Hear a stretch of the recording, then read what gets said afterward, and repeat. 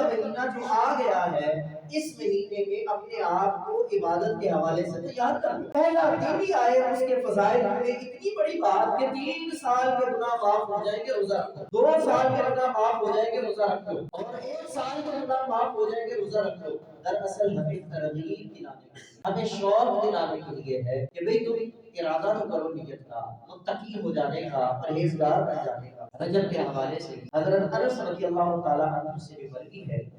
کہ آپ علیہ السلام نے ارشاد فرمایا جنت میں ایک نہر ہے جس کا نام رجب، جنت میں ایک نہر ہے جس کا نام رجب ہے، اور جس کا پانی دودھ سے زیادہ سفید ہے